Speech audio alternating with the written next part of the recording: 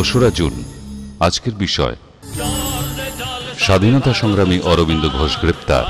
প্রখ্যাত নেতা, দার্শনিক ও যোগী অরবিন্দ ঘোষ অর্থাৎ শ্রী অরবিন্দ জন্মগ্রহণ করেন 15ই অগস্ট 1872 খ্রিস্টাব্দে, মৃত্যু 5ই ডিসেম্বর 1950 খ্রিস্টাব্দে। 7 বছর বয়সে শিক্ষার জন্য বিলেতবাসী হয়েছিলেন। আইসিএস পরীক্ষায় পাশ করেন, কিন্তু অশ্বচালনা পরীক্ষার সময় অনুপস্থিত থাকায় চাকরির জন্য মনোনীত হননি।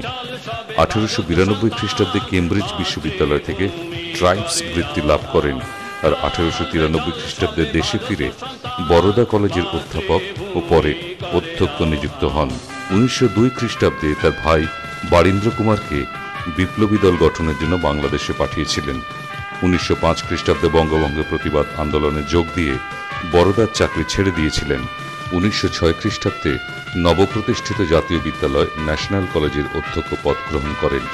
1908 খ্রিস্টাব্দে বন্দে মাতরম পত্রিকায় রাজদ্রোহমূলক রচনার জন্য এবং পরে আলিপুর বোমা মামলার আসামি রূপে আদালতে অভিযুক্ত হয়েছিলেন। দেশবন্ধু চিত্তরঞ্জন এই মামলা পরিচালনা করেন এবং অরবিন্দের মুক্তি লাভ হয়। কিছুকাল পরে রাজনৈতিক জীবন পরিত্যাগ করে তিনি এবং ফরাসি মহিলা মাদাম পল রিশার, যিনি শ্রীমা নামে পরিচিত, পন্ডিচেরিতে আশ্রম স্থাপন করে যোগ সাধনা এবং সমাজসেবায় ব্রতী হন। মানিকতলা বোমা মামলা 1908 খ্রিস্টাব্দে আজকের দিনেই শুরু হয়েছিল। দেবেন্দ্র মোহন বসু জন্মগ্রহণ করেন 26শে নভেম্বর 1885 খ্রিস্টাব্দে, মৃত্যু 2রা জুন 1975 খ্রিস্টাব্দে। অল্প বয়সে পিতৃবিয়োগ হলে মাতুল আচার্য জগদীশচন্দ্র বসুর সান্নিধ্যে এসে বাস করতে থাকেন দেবেন্দ্র মোহন বসু।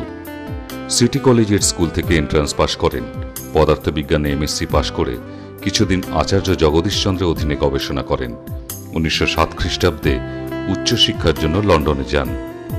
আচার্য জগদীশচন্দ্রের মৃত্যুর পর তিনি কলকাতা বিশ্ববিদ্যালয়ে পালিত অধ্যাপকের পদ ত্যাগ করে বসু বিজ্ঞান মন্দিরের অধ্যক্ষ হন।